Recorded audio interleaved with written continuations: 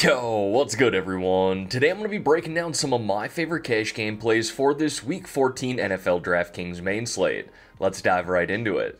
And like I always do here in these videos, I'm going to give you a high-level overview of my cheat sheet, breaking down some of my favorite cash game plays here for this Week 14 main slate. But as always, everyone, I highly recommend joining my free Discord channel. You can see that mentioned above. It is completely free to do. I'll link that in the description below as well as in the pinned comment below if you do want to join that. Over 850 people now in the Discord talking multiple different sports for DFS, but primarily NFL and NHL. With that being said, let's dive into the cheat sheet here. We're going to kick it off at the quarterback position. Now, all week I foresaw myself spending down at this position in my cash lineup, but then we got word here today that Breece Hall is likely doubtful for Sunday for the New York Jets, opening up some value at the running back position with Braylon Allen. We already got Garendo there of the 49ers opening up some value in the 5K range, so if we roster both of those guys, which I'm leaning towards doing, it's going to open up some value and really some roster money throughout the rest of our lineup. So if I wanted to spend up here this week,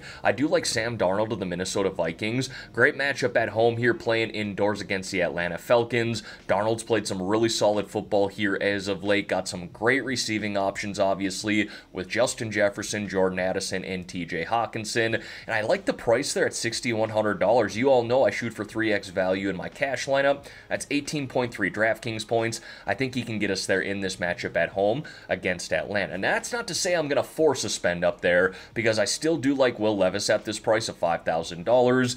His rushing attempts have looked good here as of late. Not really his bread and butter by any means, but if he needs to take off and run, he will do that.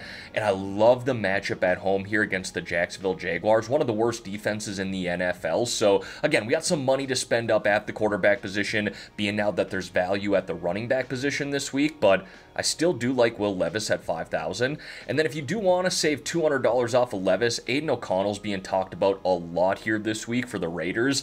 Honestly, everyone, I don't love it, but there's a lot of people within the DFS industry who are going to put him in, considering the value at that price, in a game against the Buccaneers, whose secondary is not very good, in a game they're likely trailing and have to throw the ball quite a bit. So again, I prefer Will Levis, but if you wanted to save $200, O'Connell seems to be in play. Now, moving on to the running back position here this week, I think some people are going to try and jam in both Barkley and Kamara. Honestly, I just don't foresee the need to do that. Would it be great to have both those guys in my cash lineup? Yeah, obviously, and there is some value at the wide receiver position to where we could make that work. You'll also have to spend down at the tight end position, but honestly, everyone, I think with Garendo here and Allen opening up so much value in the 5K range, I'll probably lock in both of these guys and then pick between Saquon, who's in a smash spot against Carolina, or Alvin Kamara, save $1,000, who's also in a smash spot against the New York Giants. Now, for what it's worth, everyone, Kamara is the most popular running back play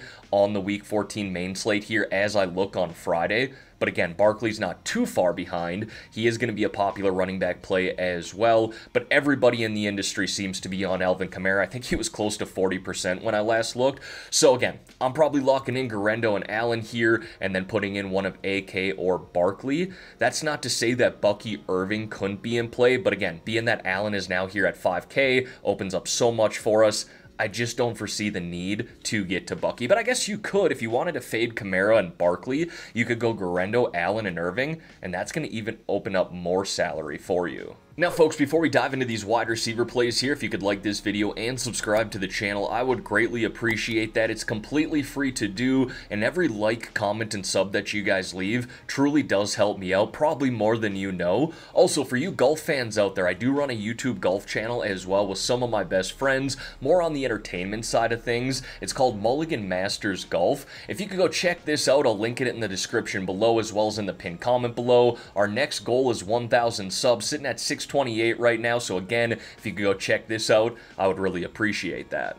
Now, diving into those wide receivers here, right at the top, I got Drake London. Now, you're probably asking me, is Justin Jefferson, A.J. Brown in play here this week? Look, if you ever want to spend up for guys like that, Puka Nacua, I'm probably going to have no issue with it.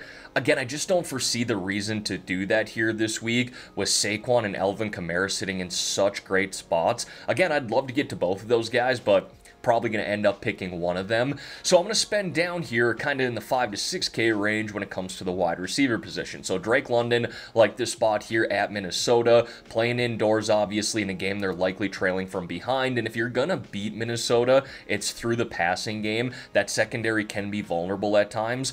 I have to foresee London getting close to double-digit targets in this game due to the game script and environment.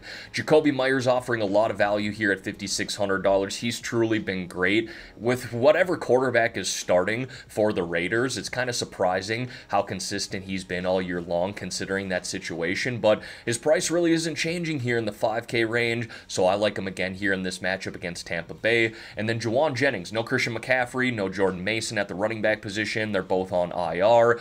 Obviously, I really like Garendo here this week, but Jennings, a lot of volume continues to go his way. Deebo Samuel just doesn't look like himself this year, so I think Jennings at $5,200 is offering some decent value too. And then both of these wide receivers here for the Cleveland Browns are seeing a lot of opportunity go their way. Doesn't sound like Tillman's going to play once again here this week, which is why I got Elijah Moore, and his ADOT has improved tremendously with Jameis Winston under center. I don't love the matchup playing against the Pittsburgh Steelers, but considering the price and targets they've got as of late, I think they are cash game viable.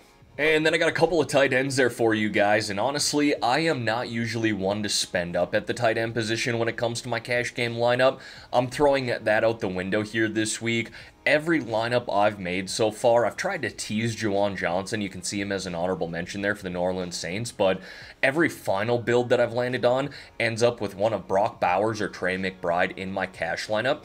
I've even built lineups this week with both of these guys here in my cash lineup due to the value with Garendo and Allen in the 5K range at the running back position. Now, obviously, that eliminates the 3 running back idea if you do go with 2 tight ends, but I do believe that both Bowers and Trey McBride are sitting in nice spots this week, and 2 guys who are basically acting as wide receiver ones, getting double-digit targets here, especially as of late. And then wrapping up the positional plays there with a few defenses, I like the Cardinals here this week. This defense has been significantly better in their last 3-4 games. Started the season a little bit slow for sure, but this defense is starting to figure it out, and I don't mind the spot here at home against the Seattle Seahawks, but I think I like the Saints just a little bit more playing the New York Giants. Obviously, you save $100 there, but more importantly, you play a quarterback in Drew Lock who did not look good on Thanksgiving. And then the Titans here playing Mac Jones and the Jacksonville Jaguars. That offense is abysmal, so I like them in the 2K range as well. Really okay rostering any one of these 3 defenses,